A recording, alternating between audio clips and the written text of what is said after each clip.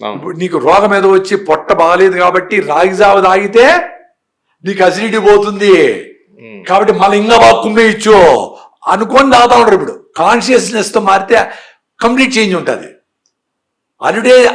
Advantage కోసం తాగితే మళ్ళా పోతాడు వాడు.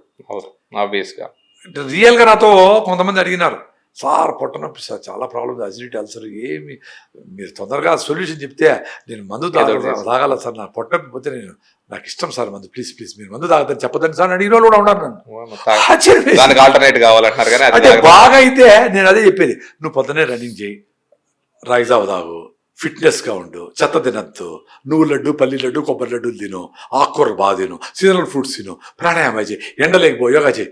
అప్పుడు ఎక్కువ 90 ఏళ్ళు 100 ఏళ్ళు బతుకుతావు. 100 ఏళ్ళు మందు కొట్టచ్చు సాయంత్రము ఇవన్నీ చేస్తే.